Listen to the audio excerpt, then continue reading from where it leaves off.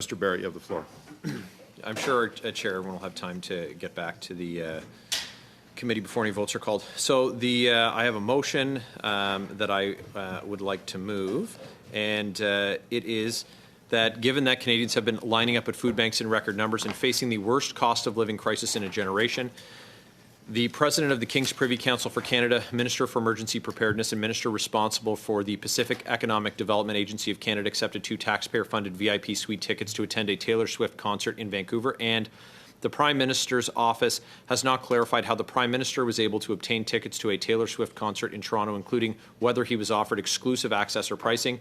The committee order PAVCO to provide to the clerk of the committee within 2 weeks all records concerning the offer of providing of tickets for any of the Taylor Swift concerts at BC Place to any federal ministers, officials, or ministerial exempt staff, including copies of any related communications, and order the Prime Minister and the Prime Minister's office to provide the clerk of the committee within 1 week any records concerning payment for Taylor Swift concert tickets which the Prime Minister purchased.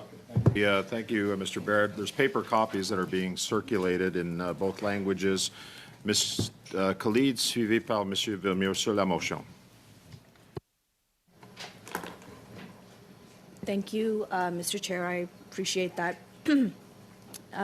Really nice to have this meeting here today, although I had hoped that we would spend more time on issues that quite frankly have a greater impact on Canadians. And yet, here we are once again neglecting the real work that we should be doing and putting forward a whole bunch of very, very partisan mumbo-jumbo to debate here in this committee. No, Mr. Cooper, and then Ms. Khalid. Mr. Cooper, on the motion as amended. Thank you, Mr. Chair. This is a motion that Canadians, frankly, deserve to see in the way of transparency on the part of this government. The fact that Minister Shanahan was offered and accepted tickets to a concert, the Taylor Swift concert, is a classic, straight-up conflict of interest. The minister accepted tickets from PAVCO, a provincial Crown corporation. PAVCO receives funding from the federal government, including $116 million in the past year with respect to upgrades to BC Place in advance of the World Cup. The Conflict of Interest Act is crystal clear that no public office holder or member of his or her family shall accept any gift or other advantage that might reasonably be seen to have given to influence the public office holder in the exercise of an official power, duty, or function. Mr. Chair, here you have a public office holder, Minister Shanahan, accepting a gift for himself and for his daughter from a Crown corporation that seeks federal funding, that has received federal funding from a minister who sits at the cabinet table that makes decisions about whether to fund that Crown corporation. That is a conflict of interest. The fact that the minister, after he got caught, suddenly said, oops, I'm going to return the ticket, doesn't end the matter. That's not good enough. He got caught. That's the only reason he decided at the 11th hour not to attend. The fact of the matter remains that he was offered the ticket, he accepted the ticket, and we need to know about exactly how that took place, and there needs to be a level of accountability. And it is frankly reflective of a pattern of conflicts of interest and ethical lapses within this government. Minister Shanahan would not be alone. in putting himself in a position to violate the Conflict of Interest Act because, after all, his boss, the Prime Minister, the serial lawbreaker, has broken the Conflict of Interest Act not once but twice, the first Prime Minister in Canadian history to do so. And that brings me to the Prime Minister. The Prime Minister attended the Taylor Swift concert in Toronto. Tickets were going for, in some cases, thousands of dollars. I'm sorry. I see the bells. Sorry, Mr. Cooper. I'm obligated at this point that the bells are ringing to seek unanimous consent of the committee. Is it a quorum call? It's not flashing no more. Okay, because they're not flashing. Okay, so continue, Mr. It looked like a quorum call. Go ahead, continue, Mr. Cooper. Mr. Chair, that brings me to the Prime Minister. The Prime Minister accepted tickets, or according to his version of events, bought tickets to the Taylor Swift concert in Toronto. Tickets for that concert were reportedly cost in the thousands of dollars, at minimum $1,500, some tickets going for thousands more. And the Prime Minister would have Canadians believe that he purchased those tickets. It was out of his own pocket. Well, if that is the case, then why is it that the Prime Minister and his office have refused to answer basic questions around the Prime Minister's attendance at the concert? The Prime Minister and his office have refused to disclose how much he paid for the tickets, when they were purchased, how many tickets did he purchase? If the Prime Minister, in fact, had purchased the tickets, wouldn't he be eager to say, I bought the tickets on such and such a day, and I paid such and such amount? Here are the receipts. There's nothing to see here. I simply went and attended a concert out of my own pocket. Mr. Chair, that would be what anyone would do if, in fact, they paid for the concert. The fact that the Prime Minister has been anything but transparent raises serious questions, and I would note that the record of the Prime Minister raises even more questions because, as I noted, this is a Prime Minister who is a serial lawbreaker. He is a Prime Minister who has violated the Conflict of Interest Act multiple times, investigated multiple times, and not only that, but the Prime Minister is a proven liar. That's right. Here, here. He is an absolute liar. Point of order, Mr. Chair. I'm going to ask Mr. Cooper to be a little more judicious in his language. Go ahead. And on your point of order, go ahead. That was exactly my Thank you. point, Chair. That's you. very unparliamentary language. Be a It little- would be a be little more- really, really upsetting for that member if I called him a liar, But you're not going to do that, are you, Ms. Khalid? because I respect the rules of this House and this place. Go ahead, Mr. Cooper. Well, it's too bad that we have such an ethically challenged Prime Minister. We live in the greatest country in the world with the worst Prime Minister this country has ever seen. That's right. Again, And- point of order, Mr. Chair. Go ahead on your point of order. I don't see what that has to do with this motion. I think casting judgment on how good or bad somebody is doesn't really help us in getting through the orders of the day Well, today. It is absurd. okay. I could exactly call I that member understand- the I worst understand your person in point the of world. order. I'm not going to do that. I will keep my thoughts to myself. I think, understand. again, it's I very understand your point of unparliamentary order, Mr. language Cooper. for You that have the member to be floor. going down this path. You know, I just Just hang on a sec, okay? So let's keep the train on the rails here. Mr. Cooper, you have the floor. Go ahead. I will note, Mr. Chair, that the Prime Minister has necessitated this motion, or at least part of the motion as it pertains to him, because all he has to do is show us the receipts. demonstrate that there's nothing to see here. But he hasn't done that. And so what we have is smoke, and where there's smoke, there's fire.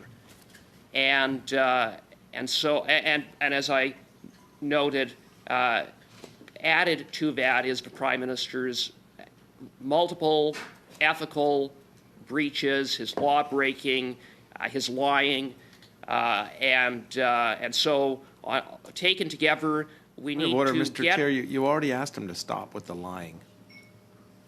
Well, he's not lying. He's talking about Justin Trudeau lying. Okay, he's so, lying too. Mr. Fisher, I got your point of order. Go ahead, Mr. Cooper. Well, and so taken together, this motion needs to be passed. We need to see the records. We need to see if the Prime Minister is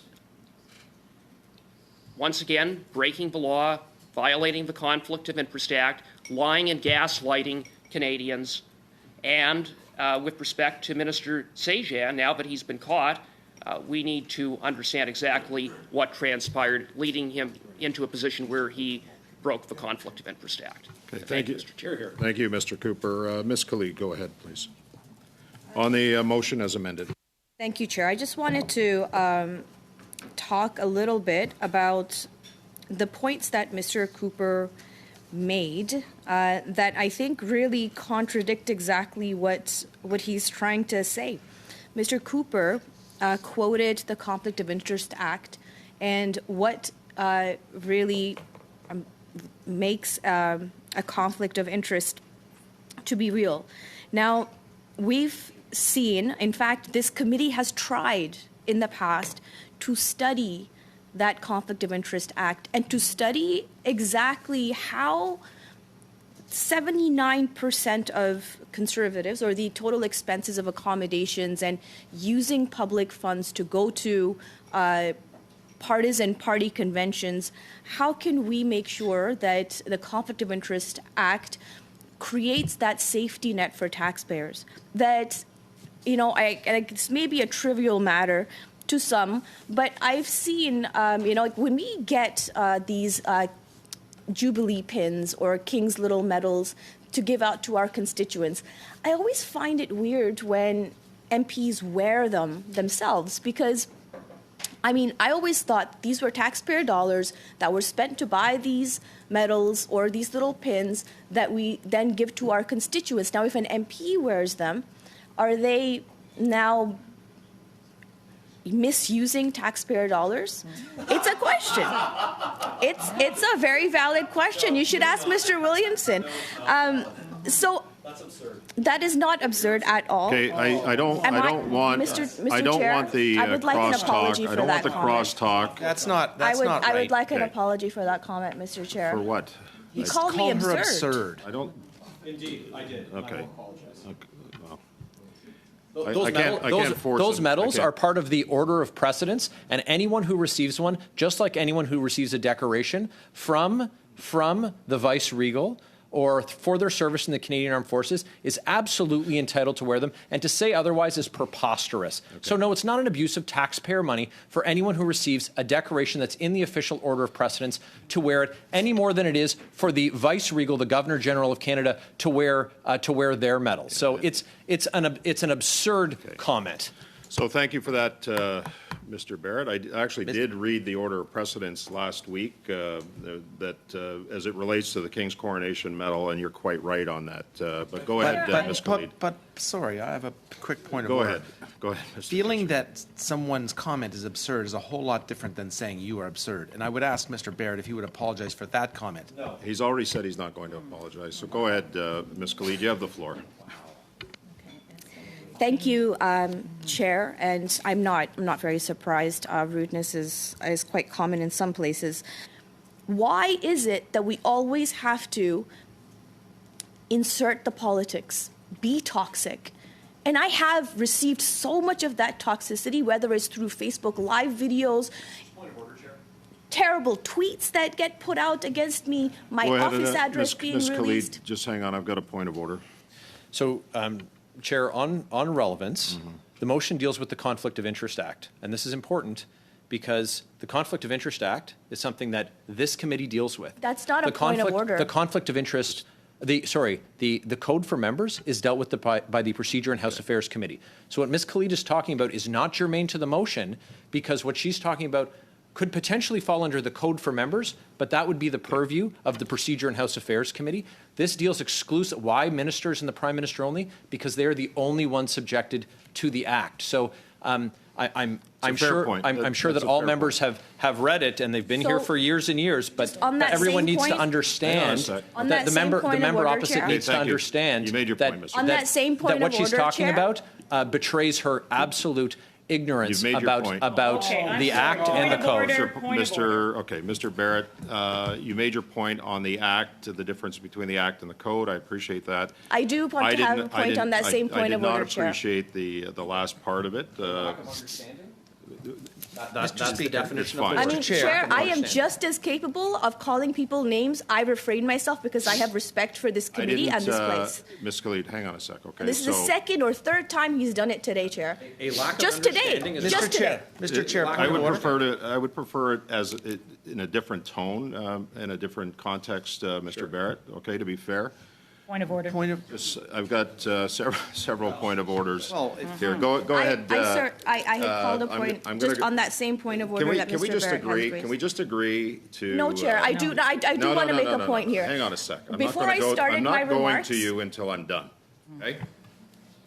We just agree that we're going to get through this, and we're not going to go point counterpoint. This is not a Saturday Night Live skit. Okay? Let's just get through this without any assertions. Okay? Please. Ms. Khalid. no, Go. Brenda has a point of order and I have a point of Yeah, order.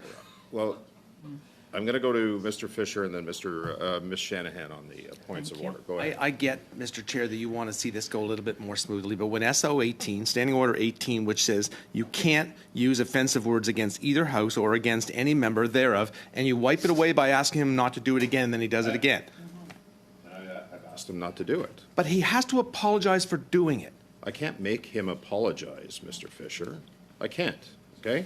So I am trying to control this meeting as best I can. Get away with this. Let me ask you a fair question, do I know what he's going to say until he says it? Does anybody in this room know that? So I can only deal with the words and the actions that are spoken. Right. Right. Once And they so are spoken. I'm dealing with it as best I can. I've asked everybody for some calm and to get through this motion as best we can without name calling on all sides, not just one side. Okay? So that's how I'm dealing with it. If you have a better suggestion, then let me know. I will say that no one on this side has said anything close to offending Standing Order 18, like has been said by two of the three. Fine. Ms. Shanahan, go ahead on your point of order. Mr. Chair, I find that surprising that you claim that you don't have the power, the authority to bring decorum to this committee, because indeed you do. You can demand that the member withdraw his comment. You asked him to apologize, and he refused to apologize. That's a direct challenge to you. You can then go further and ask him to withdraw his comments, and if he refuses to do that, then I think you need to take the next action, which is you take it from there. Okay. But if I were in your place, I would ask your whip to remove him as a member on this committee. Okay, thank you for that intervention. I'm asking for decorum. I expect decorum from this point forward. I am not going to accept anything less than that, okay? And I'll deal with it if I have to. You go ahead with the floor. I see Mr. Maloney's hand up. I don't know what that's for. Mr. Maloney? I was going to get involved in this point of order, Okay. but just add me to the speaking list, perhaps, please, Chair. Thank you. Go ahead, Ms. Khalid, you have the floor. Thank you, Chair. As I was interrupted, I would like to clarify that at the beginning of my remarks, when I had first started, I had said that I was going to start by countering some of the points that Mr. Cooper had made in his remarks. And it was Mr. Cooper that was talking about Conflict of Interest Act, not myself. And I was, as he was talking, was making notes on exactly all of the instances where he was being quite hypocritical in his remarks. And so if I'm ignorant and you're hypocritical, then, this is an eye for an eye and we'll make the world blind. I'm trying to get through this meeting. I'm trying to have a respectful conversation, and I'm trying to take the partisan politics out of the work that we do. We have, in so many ways, stepped away from the true meaning of this committee. And I know Mr. Villemure and I have had these conversations many times, when all I'm trying to do, Chair, is to see how we can better ensure that parliamentarians, all of them, conduct themselves in the manner that a parliamentarian should. Again, I'm quite embarrassed by what Canadians would have watched today by the conduct of my colleagues here. I'll park my comments there, Chair. Okay, Ms. Shanahan, you have the floor. Go ahead. Well, thank you, Chair. And I just want to put on the record that when abusive comments, unparliamentary language is used by members, it's not the individual members that are affected. It is the honor of this House. It is the honor of our parliamentary Westminster system, which relies on people being able to speak with each other, de parler entre eux. We expect that we can be respectful in how we speak to each other. On our own behalf. It's not our own particular interests that we are bringing forward. They're the interests of the people that we represent and Canadians as a whole. And that is why, Chair, I must say, I am disappointed that you have not taken a firmer hand in the conduct that has Ms. occurred Shanahan, here. I have two options if the meeting is disruptive, and that is to suspend the meeting or adjourn the meeting. Those are the only two options that I have at that point. So I've chosen not to do that, hoping that we can get through this motion. And I'm sorry you're disappointed, but I'm exercising my authority as chair to the best that I know, and I'm not going to accept you challenging me on that. I'm doing my best here. I've asked for decorum, I expect decorum, and that's the way we're going to proceed. If we don't have it, then I'll think about those other two options. Well, and indeed, Chair,